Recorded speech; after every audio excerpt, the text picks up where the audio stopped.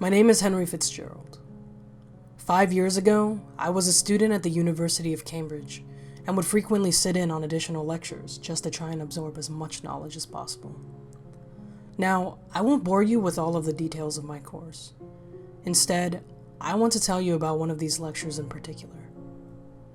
Studying criminal psychology, it's no surprise that my favorite lectures were the ones where our professor would delve into cases of serial killers. He would generally start by giving us a brief biography of the murderers themselves. He would then go into the gruesome details of the killings, and then finally explore why the culprit may have committed these crimes. Normally, these lectures fell on a Friday afternoon, and I would attend every single one. After a particularly long week, I was exhausted and decided I would skip the class this time.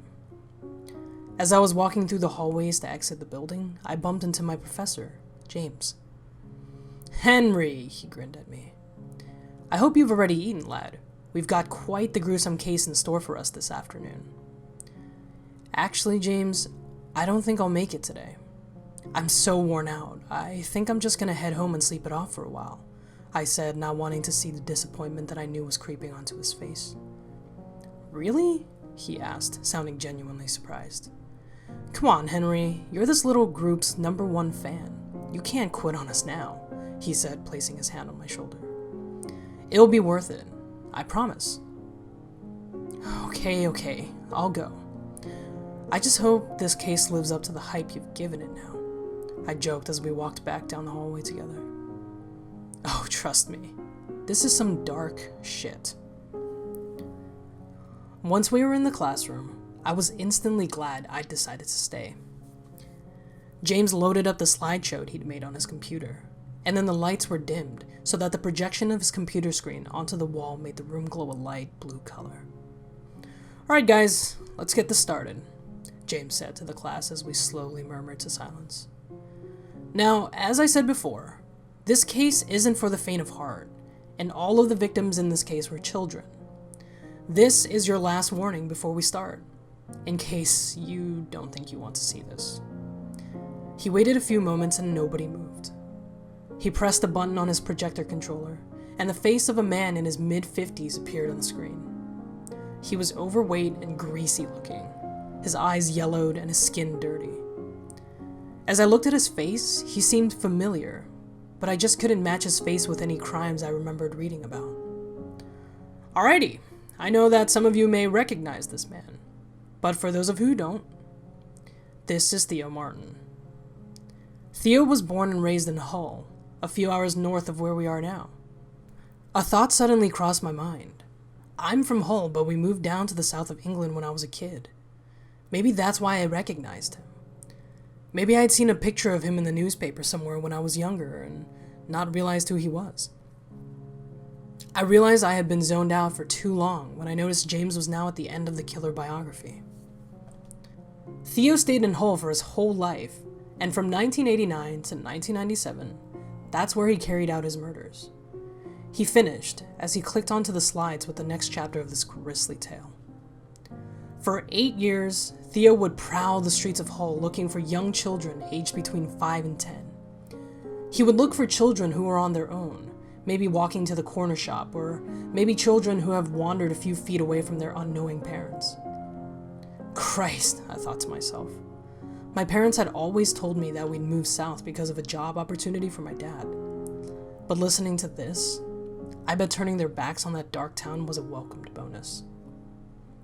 In those 8 years, James carried on, he murdered a total of 47 children. That the police can confirm, anyway. It is believed that he may have killed up to 75, but no more bodies have been recovered. He clicked onto the next slide, which contained 47 little photographs of 47 smiling faces. These are the faces of the 47 children killed by Theo Martin. Each one taken at a different time, but each one killed in exactly the same way. With every single disappearance, the child's body was found within 48 hours. When the child's body was examined, it was the exact same way the previous bodies had been found. Fully dressed in the clothes they had disappeared in, but all had been freshly washed and dried by the killer. To look at the child like this, It was not immediately obvious what the cause of death was, but once the shirt was lifted, the answer became apparent. Each child had the same wound on their abdomen, 2 diagonal lines pointing upward, like an arrowhead or a triangle without a bottom. Through this hole, thought to have been created with a knife or some scissors, the killer would then reach his arm inside the child and pull out every organ he could reach. It is not known what he did with the organs afterwards, but it is believed that this was carried out while the child was still alive and conscious. After removing body parts to his satisfaction, he would then stuff the body with hundreds of pieces of paper. These pieces of paper would each have a number written on them. The number was thought to correspond with the victim number. So, for example, victim 34 would have hundreds of pieces of paper inside them with the number 34 written on them. As well as this, the killer would also shave off a large chunk of the child's hair at the back of their head and carve in the same number with something sharp. James was quiet for a few moments after that. He looked around the class and saw that a few people were starting to look slightly pale. "If anyone needs a few minutes, I can wait before we go on," he asked us. There was a murmur amongst the students for a few moments before we agreed to have a couple of minutes break. Some people went and filled up their water bottles or something like that, but I decided to just stay in my seat. I've always been so fascinated by serial killers. How could I not have heard of one as prolific as this? And from my own hometown, too. It really did baffle me, and as I was still deep in thought, I heard everyone filing back into the classroom. "Okay, now that we're all settled again, let's start back up on a somewhat brighter note," James said as the room started to quiet down again. There was actually one known survivor of Theo Martin. No personal information, like a name, was ever disclosed to the public. But what we do know is that in 1997, he abducted a 5-year-old boy from a playground whilst his unsuspecting mother chatted with other parents only a few meters away.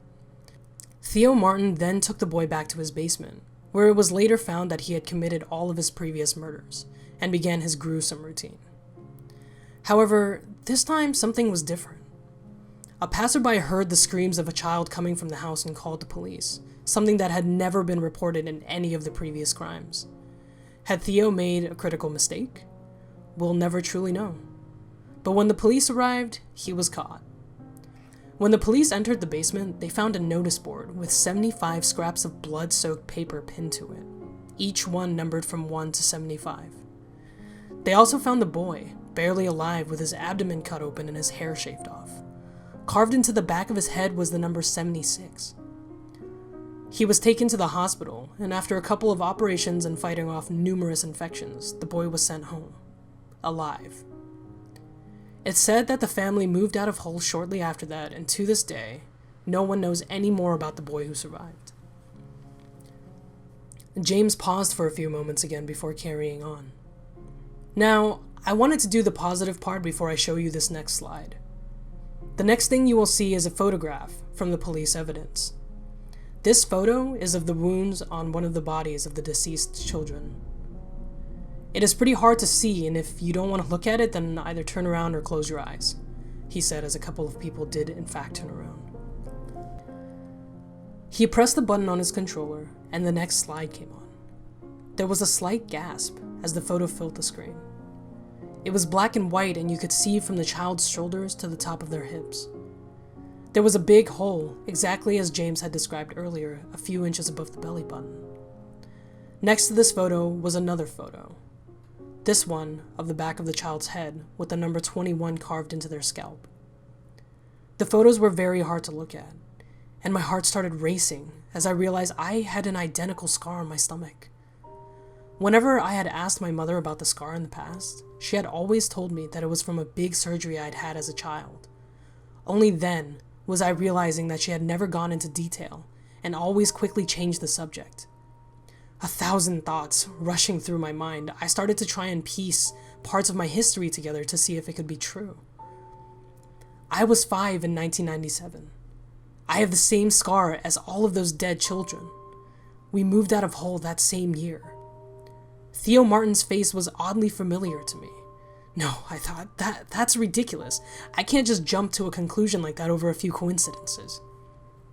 Henry, are you alright? James's voice pierced my thoughts and brought me back to reality.